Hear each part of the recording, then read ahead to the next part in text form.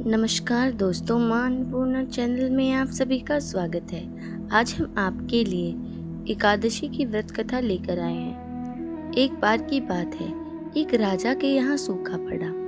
कई सालों तक सूखा पड़ने के बाद वहाँ के लोग उस जगह को छोड़कर चले गए, लेकिन राजा ने वहीं पर रहने का निश्चय किया। मंदिर के ब्राह्मण ने भी यही निश्चय किया कि वह भी अपने गांव को छोड़कर नहीं जाएगा। कुछ समय पश्चात अब राजा चाहते थे कि वो इस अकाल को खत्म करने का कारण पता लगाएं। तो वे ब्राह्मण के यहाँ गए और वे ब्राह्मण से कहने लगे, हे पुजारी जी, कोई कारण बताइए जिससे हम इस सूखे से निजात पा सकें। तो ब्राह्मण कहने लगे, राजन, इस सवाल का जवाब तो कोई ज्ञानी पुरुष ही हमें दे सकते हैं। तो वे एक संत के यहाँ पहुँचे। संत की कुटिया में पहुंचकर उन्होंने संत के चरण स्पर्श करे और बैठ गए। संत ने जब उनके आने का कारण पूछा तो वे कहने लगी, हे महाराज, हमारे शहर में बहुत बड़ा सूखा पड़ा है।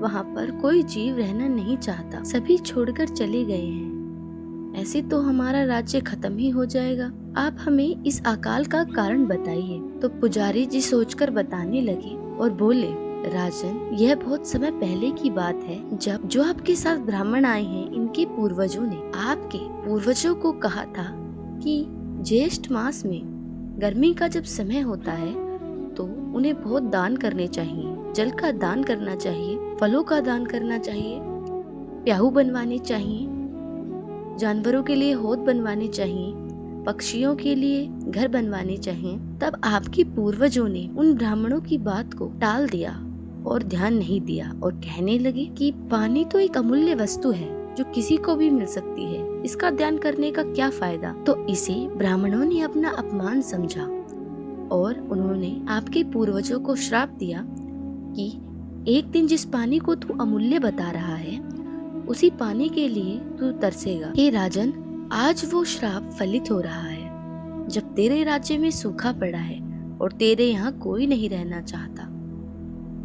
ये सब सुनकर राजा पुजारी जी से कहने लगे, हे साधु, तो कोई उपाय बताइए जिससे हम इस समस्या से निजात पा सकें। तो वह ब्राह्मण कहने लगा, राजन, उपाय कोई नहीं है। जो उन ब्राह्मणों ने करने के लिए कहा था और तुम्हारे पूर्वजों ने नहीं किया, वह तुम करो और निर्जला एकादशी का व्रत करो।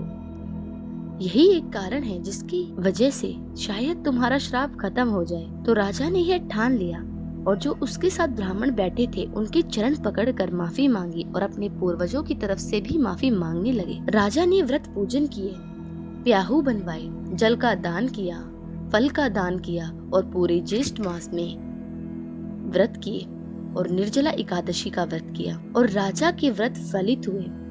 एक दिन रात को उनके स्वप्न में आकर उनके पूर्वज कहने लगे, पुत्र, तुम्हारी वजह से आज हमें मोक्ष की प्राप्ति हुई है, वरना आज तक हम नरक में सट रहे थे।